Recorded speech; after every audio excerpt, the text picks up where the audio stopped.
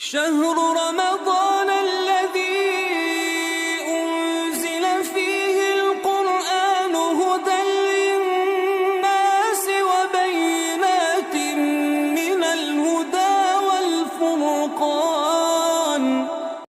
السلام عليكم ورحمة الله وبركاته. கண்ணியத்திற்குரிய மோமின்களே, அல்லாஹின் பேருள்ளால் ஜகாத்துடைய சட்டங்களை பார்த்து வருகிறோம். இதில் ஒரு சிலருக்கு இப்படி சொல்கிறாங்க, சில பேர் இப்படி சொல்கிறார்களே என்று ஒரு சந்தேகத்தை கேட்கிறார்கள்.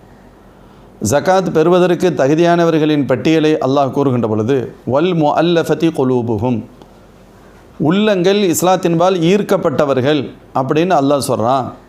அதனால் உள்ளங்கள் இஸ்லாத்தின் பக்கம் ஈர்க்கப்படுவதற்காக முஸ்லீம் அல்லாதவர்களுக்கு ஜகாத்து கொடுப்பது கூடும் தானே என்று சில பேர் சொல்வதாக ஒரு சந்தேகத்தை எழுப்புகிறார்கள். கண்ணியத்திற்குரிய மோமின்களே, இது முற்றிலும் தவறான ஒரு கருத்து. எந்த இமாம்களும் அப்படி ஒரு கருத்தை சொல்லித்தரவே இல்லை. யாரும் குர்ஆன் ஹதீஸிலிருந்து இப்படி விளங்கப்படுவதாக எந்த மகான்களும் எந்த இமாம்களும் சொல்லித்தரவே இல்லை. எந்த அளவு வல் முஅல்லஃபதி குலூபு என்பதற்கு புதிதாக தீனுல் இஸ்லாத்தை ஏற்றுக்கொண்டவர்கள் என்ற அர்த்தம். ஹஸரத் இமாம் குர்துபி ரஹ்மத்துல்லாஹி அலைஹி இந்த ஆயத்துடைய விரிவுரையில் எழுதுகின்ற பொழுது அவ்வாறு புதிதாக தீனுல் இஸ்லாத்தை ஏற்றுக்கொண்டவர்களில் யாருக்கெல்லாம் அல்லாஹ்வின் திருத்தூதர் ஜகாத்தை வழங்கினார்கள் என்ற பட்டியலை கொடுத்துவிட்டு சொல்கிறார்கள், இவர்கள் எல்லோருமே முஸ்லிம்களாக இருந்தார்களே தவிர முஸ்லீம் அல்லாத யாருக்கும் ஸல்லல்லாஹு அலைஹி வஸல்லம் ஜகாத்தை வழங்கலை அப்படின்னு சொல்லி இமாம் குர்துபி ரஹ்மத்துல்லாஹி அலைஹி பதிவு செய்வார்கள். அதேபோன்று தஃப்சீர் மல்ஹரிலையும் சொல்லப்படும், யாருக்கும் ஸல்லல்லாஹு அலைஹி வஸல்லம் முஸ்லீம் அல்லாத யாருக்கும் ஜகாத் வழங்கினார்கள் என்பதே இல்லை என்று பதிவு செய்யப்படுகிறது. எனவே வல் முஅல்லஃபதி குலூபுஹும் என்பதற்கு பொருள் புதிதாக தீனுல் இஸ்லாத்தை ஏற்றுக்கொண்டவர்கள். இவங்க இப்போ தானே இஸ்லாத்துக்கு வந்திருக்கிறாங்க, இவங்களுக்கு கொடுக்க வேண்டிய அவசியம் என்ன, அப்படி நீங்கள் கருதாதீர்கள், அவர்களுக்கும் முன்னுரிமை வழங்குங்கள் என்பது தான் அர்த்தம். இதில் எந்த அளவுக்கு கேட்டால் ஒரு சிறு சலுகை மட்டும் இருக்கிறது. என்ன சலுகை? தீனுல் இஸ்லாத்தை ஏற்றுக்கொண்டவர்கள் புதிதாக முஸ்லீம் ஆகிருக்காங்க, ஆனால் அவங்க ஜகாத்து கொடுக்கலாம். அவர்கள் ஏழையாகத்தான் இருந்தாக வேண்டுமா, அல்லது வசதியாக இருக்கக்கூடிய புதிய முஸ்லீம்களுக்கும் ஜகாத்தை கொடுக்கலாமா? இப்படி ஒரு கொஸ்டின் வந்தது. ஹஸரத் இமாம் அபூ ஹனீஃபா ரஹ்மத்துல்லாஹி அலைஹி சொன்னாங்க, அந்த கட்டத்திலும் கூட அவர்கள் ஏழையாக இருப்பது ஷரத்து, நிபந்தனை, அப்போ தான் கொடுக்க முடியும்னு சொன்னாங்க. இமாம் ஷாஃபி ரஹ்மத்துல்லாஹி அலைஹி, அதே மாதிரி இமாம் அஹ்மது பின் ஹம்பல் ரஹ்மத்துல்லாஹி அலைஹி போன்றவர்கள் அவங்க சொல்கிறாங்க, இல்லை, அவர்கள் புதிதாக தீனுல் இஸ்லாத்தை ஏற்றுக்கொண்டவர்கள் என்ற காரணத்தால் அந்த சிறப்பு தகுதி கருதி அவர்கள் ஏழ்மையில் இல்லாமல் இருந்து வசதியோடு இருந்தாலும் அவர்களுக்கு கொடுக்கலாம்.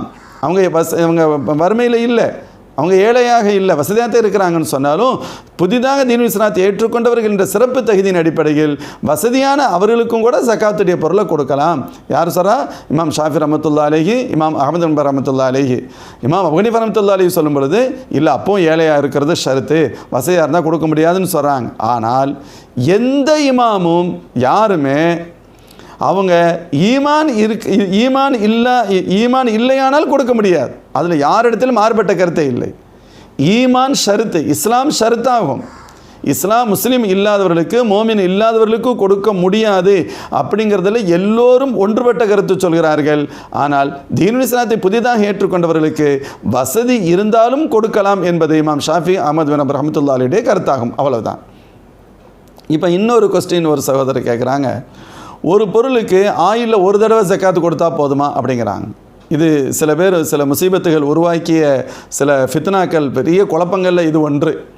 இதுக்கு ரொம்ப விரிவாக சொல்ல வேண்டியது இல்லை, நம்ம மக்களுக்கு தெரிகிறக்காக சுருக்கமாக சொல்கிறேன். இதுக்கு என்ன கருத்துன்னு கேட்டால், உதாரணத்திற்கு போன வருடம் ஒருத்தட்ட 10 லட்ச ரூபா காசு இருந்துச்சு. 10 லட்ச ரூபாய்க்கு அவர் 25,000 ரூபா ஜக்காத்து கொடுத்துட்டார். இந்த வருஷம் ரமலானில் அவர்கிட்ட 12 லட்சம் இருக்குது. 12 லட்சம் இருக்குது. இப்போ போன வருஷம் 10 லட்ச ரூபா இருந்துச்சு, அதுக்கு ஜக்காத்து கொடுத்தாச்சு. இப்போ 12 லட்ச ரூபா இப்போ இருக்குன்னு சொன்னால் போன வருஷம் கொடுத்த 10 லட்சத்தை கழிச்சிட்டு மீது 2 லட்சத்துக்கு மட்டும் ஜக்காத்து கொடுத்தா போதுமான்னு கேட்குறாங்க. அல்லாஹ் பாதுகாக்க வேண்டும். இது ஒரு மிகப்பெரிய அநியாயம். அல்லாஹ் எந்த நோக்கத்திற்காக இந்த ஜகாத்துடைய சட்டத்தை இந்த உம்மத்திற்கு, இந்த சமுதாயத்திற்கு, தந்த அடியார்களுக்கு அல்லாஹ் வழங்கினானோ அந்த அடிப்படை நோக்கத்தையே சிதைக்கக்கூடிய மிக மோசமான ஒரு நடைமுறை, ஒரு மிகப்பெரிய குழப்பத்திற்கானது. யாரும் எந்த இமாம்களும் யாருமே கிட்டத்தட்ட குர்ஆனின் வழியாகவும் சரி, ஹதீஸின் வழியாகவும் சரி, 1400 ஆண்டுகளாக நாம் பின்பற்றுகின்ற நடைமுறையும் சரி, ஒவ்வொரு வருடமும் இருக்கின்ற பொருளை கணக்கிட்டு அதற்கு 202.5% கொடுக்க வேண்டும் என்பதுதான் முறையே தவிர, ஒரு தடவை கொடுத்தாச்சுன்னா அதுக்கு அடுத்து இல்லை என்பது போன்ற ஃபித்னாவுக்குரிய சட்டங்களை யாரும் சொல்ல வேண்டாம். அது அப்படி நீங்கள் உங்களுடைய காதுகளுக்கு வருகிறது என்று சொன்னால் அது 100% தவறானது என்பதை நீங்கள் தெளிவாக புரிந்து கொள்ள வேண்டும். நாம் ஒவ்வொரு வருடமும் அல்லாஹ் நமக்கு கொடுத்திருக்கக்கூடிய பொருளாதாரம் என்ன, இந்த ரமலானில் என்கிட்ட எவ்வளோ காசு இருக்குது, இதில் என்கிட்ட எவ்வளோ மிச்சம் இருக்குது, இதில் நான் 102% கொடுக்க வேண்டும் என்பதை சந்தோஷமான மனநிலையில் கொடுக்கணும். சந்தோஷமாக கொடுக்கணும். கொடுக்கின்ற பொழுது சந்தோஷமாகவும் கொடுக்கணும். அல்லாஹ் வருஷம் எனக்கு அதிகம் ஜகாத்து கொடுக்கக்கூடிய நசீபை தர வேண்டும் என்ற எண்ணத்திலும் கொடுக்க வேண்டும். அல்ஹம்துலில்லாஹ். இப்போது இறுதியாக ஒரு கொஸ்டின் சில பேர் கேட்குறாங்க, ஜகாத்து கொடுப்பதினால் கிடைக்கக்கூடிய பலன்களை கொஞ்சம் சொன்னால் நல்லாயிருக்கும் அப்படிங்கிறாங்க. ஜகாத்து கொடுப்பதினால் கிடைக்கக்கூடிய பலன்கள் என்று வருகின்ற பொழுது ஒரு 2-3 தகவல்களை நாம் சொல்லலாம். ஒன்று, முதல்ல நம்முடைய பொருளுக்கு பாதுகாப்பு. ஃபர்ஸ்ட் பாயிண்ட் சொல்லலாம். சொல்லுவாங்க, ஹஸ்ஸினு அம்வாலக்கும் பிஸ் ஜகா, ஜகாத்து கொடுத்து உங்களுடைய பொருட்களை பாதுகாத்து கொள்ளுங்கள். வார்த்தையை கவனிச்சிங்களா? ஜகாத்து கொடுத்து ஏழைகளின் கஷ்டத்தை போக்குங்கள் சொல்லலை. ஜகாத்து கொடுத்து ஏழைகளின் துன்பத்தை, வறுமையை நீக்குங்கள் சொல்லலை. உங்களுக்கு வசதிக்கு கொடுத்துற ரப்பு ஏழைகளுக்கும் அவன் காசு கொடுத்துட முடியும், அது ஒரு மேட்ரு இல்லை.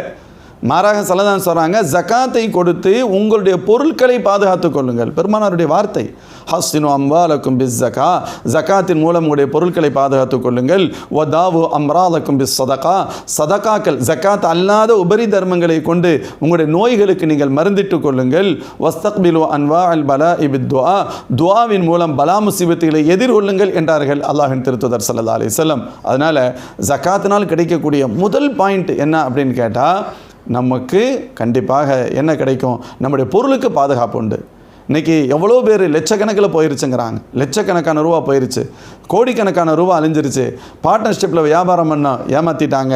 இதில் இது பண்ணோம், இதில் முதலீடு பண்ணோம், இப்படி நஷ்டமாயிருச்சு, இயல்பாகவே நஷ்டமாயிருச்சு. இப்படி எத்தனையோ பிரச்சனைகள் எல்லாம் வருகிறது. அருமை சகோதரர்களே, இவைகள் அனைத்திற்கான நாம் பின்பற்ற வேண்டிய தீர்வு, நம்முடைய பொருட்களை அணுவணுவாக கணக்கிட்டு அதற்கான ஜகாத்தை முழுமையாக முறையாக கொடுத்துடுவது. இது நம்முடைய பொருள் பாதுகாக்கப்படுவதற்கு காரணமாக ஆகும். இரண்டாவது விஷயம் என்ன அப்படின்னு கேட்டால், ரொம்ப முக்கியமானது, பொருள் பாதுகாக்கிறது மட்டுமல்ல, அல்லாஹ் ஜல்ல ஷானுஹு வ தஆலா நமக்கு அதிகமான வசதியையும் தருவான். அதிகமான வசதியை தருவான். இன்னும் பொருள் கூடும். ஜகாத் என்பதற்கு தூய்மை அடைதல், தூய்மையாகுதல், வளர்ச்சி அடைதல் என்றதெல்லாம் அர்த்தம். நம்முடைய பொருளில் பரக்கத்து வரும், இன்னும் பரக்கத்து வரும், கண்டிப்பாக குறையாது. ஜகாத் யாரெல்லாம் ஒழுங்காக கொடுத்துக்கிட்டு இருக்காங்களோ நீங்கள் கவனமாக அவங்கள கணக்கிட்டு பாருங்கள் என்ன நடந்துக்கிட்டு இருக்கு. ஜகாத் வருஷம் கொடுக்குறாங்க, வருஷம் கூடுதலாக கொடுக்குறாங்க. அப்போ எங்கிருந்து அவர்களுக்கு அந்த பணம் வருகிறது? அல்லாஹ் தஆலா அவங்களுக்கு பரக்கத் செய்கிறான், மேலும் மேலும் அதிகமாகிக்கிட்டே இருக்குது. ஏழைகளுடைய துஆ, நீங்கள் ஒரு 20 பேருக்கு நீங்கள் ஜகாத்து கொடுக்குறீங்க, உதவி செய்கிறீங்கன்னு சொன்னால் அந்த 20 மக்களில் 10 பேர் உங்களுக்காக அல்லாஹ் இடத்துல துஆ கை தூக்கி துஆ செய்வாங்க. இன்னொரு 10 பேர் கை தூக்காமல் இருக்கலாம், உள்ளத்தில் சந்தோஷமடைந்து அல்லாஹ்ட்ட மறைமுகமாக கேட்பாங்க. அந்த துஆ நம்முடைய பொருளாதாரத்தில் பரக்கத் செய்யும். நம்ம நினைக்கிறோம் ஜகாத்து கொடுத்தால் குறையும்னு சொல்லி, ஜகாத்து கொடுத்தால் குறையாது, ஜகாத்து கொடுத்தால் கூடும். அல்லாஹ்வின் திருத்தூதர் ஸல்லல்லாஹு அலைஹி வஸல்லம், மா நகஸ வல்லாஹி மா நகஸ மாலு அப்தின் மின் சதகா, ஸல்லல்லாஹு சொல்லுவாங்க, சதகாவின் மூலம் அல்லாஹ்வின் மீது சத்தியமிட்டு சொல்கிறேன், சதகாவினால் பொருள் குறையாதுன்னு சொல்லுவாங்க. சதகா பொருளை கூட்டும். சில விஷயங்களை அனுபவித்துத்தான் பெற முடியுமே தவிர சொல் வழக்கில் நம்ம கேட்கவே முடியாது. அப்படிப்பட்டவைகளில் ஒன்று கொடுப்பதினால் கூடும் என்பதை புரிவதற்கும் அதற்கு அனுபவம்தான் தேவையே தவிர வெறுமனே எழுத்து வடிவத்தினான பாடம் கண்டிப்பாக அதை நமக்கு அதை உணரச் செய்ய முடியாது. அதனால் கண்டிப்பாக கூட்டத்தர் அல்லாஹ் சொல்லுவோம், ஒமா ஆத்தைத்து மின் ரிபல் யர்பு ஃபி அம்வாலின் நாஸ் ஃபலா யர்பு இன்தல்லாஹ் ஒமா ஆத்தைத்து மின் ஸகாத்தின் துரீதுன வஜ்ஹல்லாஹ் ஃபஉலாயிக ஹுமுல் முதைஃபூன். அல்லாஹ் என்ன சொல்லுவான் தெரியுமா? நீங்கள் வட்டிக்கு கொடுத்து உங்களுடைய பொருளாதாரத்தை பெருக்கிக் கொள்ளலாம் என்று கருதுகின்றீர்கள், விரல் வீங்குவதை போன்று உங்களுடைய பொருளாதாரம் பெருகலாம். அல்லாஹ்விடத்தில் அது எந்த வகையிலும் நன்மை தராது, அங்கே கூடாது. ஜகாத்து கொடுப்பதின் மூலம் ஒமா ஆத்தைத்து மின் ஸகாத்தின் துரீதுன வஜ்ஹல்லாஹ், அல்லாஹ்வுடைய திருப்பொருத்தத்தை நாடி நீங்கள் ஜகாத் வழங்குகின்றீர்கள் என்று சொன்னால் அல்லாஹ் ஜல்ல ஷானுஹு வ தஆலா அதை பன்மடங்காக்கி உங்களுக்கு தருவான். மன்தல்லதி யுக்ரிதுல்லாஹ கர்தன் ஹசனா, அல்லாஹ்விற்கு அழகிய கடன் கொடுப்பவர் யார்? அல்லாஹ் கேட்குறான். அல்லாஹ்வுக்கு என்னங்க கடன்? ரப்புக்கு யார் கடன் கொடுக்க போகிறது? அவனுக்கு என்ன கடன் கொடுக்க வேண்டிய தேவை இருக்கிறது? அப்போ என்ன அர்த்தம்? அல்லாஹ்வின் அடியார்களுக்கு நாம் செய்யக்கூடிய உதவிகள் என்பது ரப்பு அடியான் தனக்கு தருகின்ற கடனாக பார்க்கிறான். அல்லாஹ் அதை சும்மா விடுறதில்லை, அப்படியே திருப்பி தரதில்லை. அதை பன்மடங்காக்கி அல்லாஹ் தருவான். இது மறுமையில் மட்டுமல்ல, ரப்பு நாடினால் உலகத்திலும் பன்மடங்காக்கி அல்லாஹ் தருவான். எனவே ஜகாத்தின் மூலம் நம்முடைய பொருள் பாதுகாப்பு, ஒரிஜினலுக்கு பாதுகாப்பு உண்டு. ஜகாத்தின் மூலம் மென்மேலும் வளர்ச்சி அடையும். ஒரு சகோதரர் சொன்னாங்களாம், எனக்கு ஒரு குறிப்பிட்ட அளவு ஜக்காத்து கடமையாக இருந்துச்சு. நான் யோசித்தேன், என்னடா என் பொருள்லேருந்து நான் இவ்வளவு ஜக்காத்து கொடுக்கணுமா அப்படின்னு நான் யோசித்தேன். இப்போ உதாரணத்துக்கு ஒருத்தர்கிட்ட ஒரு 1 லட்ச ரூபா ஒருத்தர் ஜக்காத்து கொடுக்கணும்னு வைங்களே, 1 லட்ச ரூபா ஜக்காத்து கொடுக்கணுமான்னு யோசிக்கிறார். 1 லட்ச ரூபா ஜக்காத்து கொடுக்கணும், அவர்கிட்ட எவ்வளோ இருக்குது? 40 லட்ச ரூபா இருக்குது. ஃபார் எக்ஸாம்பிள், 1 லட்ச ரூபா ஜக்காத்து கொடுக்கணுமா? ஒரு கட்டம், அது வறுமையின் ஆரம்ப நேரம், கஷ்டப்பட்டிருப்பாங்க. அதே நபர் பின்னால் சொல்கிறார்கள், அன்று நான் யோசித்தேன், ஆனால் இல்லை, அப்படி நான் யோசிக்கக்கூடாது. உலமாக்கள் சொல்கிறாங்க ஜக்காத்தை கொடுத்தே ஆகணும்னு சொல்லி நான் எனது மனதை மாற்றி ஜக்காத்தை நான் முறையாக கொடுத்தேன்.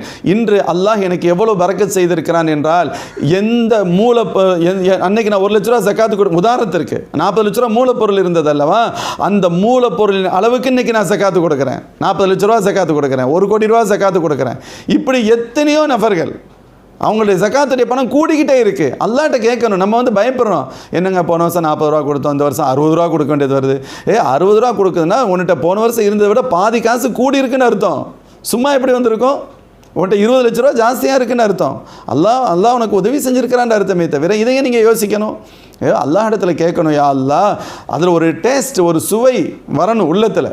யா அல்லாஹ் நாங்கள் ஜக்காத்து கொடுக்கணும், வருஷம் அதிகமாக கொடுக்கறதுக்கு நீ உதவி செய்ய, அப்படின்னு தான் ரப்பிட்ட கேட்கணும். அப்புறம் 3 விஷயங்கள்னு சொன்னேன். ஒன்று, ஜக்காத்தின் மூலம் மூலப்பொருளுக்கு பாதுகாப்பு. ஜக்காத் நம்முடைய பொருளாதாரத்தை அதிகப்படுத்துகிறது. ஏழை எளிய மக்களுடைய துவா நமக்கு கிடைக்குது. 3வது மிக முக்கியமானது, பொருளும் தூய்மை அடைகிறது, நமது உள்ளமும் தூய்மை அடைகிறது.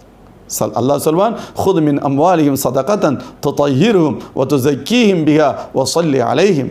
யா ரசூலல்லாஹ், அவருடைய பொருளிலிருந்து நீங்கள் ஜக்காத்தை எடுங்கள், அவர்களை அதன் மூலம் தூய்மைப்படுத்துங்கள், அவர்களை பரிசுத்தப்படுத்துங்கள், அவர்களுக்காக துவா செய்யுங்கள். பெருமானருடைய துவா கிடைக்கிறது. அதேபோன்று அல்லாஹ் சொல்றான், ரஹ்மதி வஸிஅத் குல்ல ஷை ஃபஸஅக்துபஹா லில்லதீன் யத்தகூன் வ யூதூன ஸக்கா.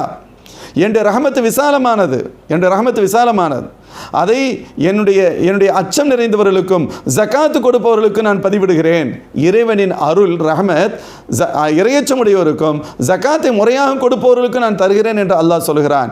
இப்படி இறைவனின் அருளுக்கும் இறைவனுடைய மாபெரும் ரஹமத்திற்கும் நாம் வழங்குகின்ற ஜக்காத் நமக்கு அவைகள் கிடைக்க காரணமாக இருக்கிறது என்று சொன்னால், இப்படி எண்ணற்ற நன்மைகளை நாம் ஜக்காத் வழங்குவதன் மூலமாக பெறுகிறோம். எல்லாம் அல்ல அல்லாஹ் ஜல்ல ஷானுஹு வ தஆலா நம்முடைய பொருட்களை முறையாக கணக்கிட்டு சரியாக ஜக்காத்தை உரியவர்களுக்கு கொண்டு போய் சேர்க்கின்ற விதத்தில் கொடுக்கும் நசீபை அல்லாஹ் எனக்கு உங்களுக்கு உலகமும் எங்களுக்கு வழங்குவானாக. வாஹிர் தாவானா அல்ஹம்துலில்லாஹி ரப்பில் ஆலமீன். அஸ்ஸலாமு அலைக்கும் வரஹ்மத்துல்லாஹி வபரகாத்துஹு. ஸதகல்லாஹுல் அஸீம்.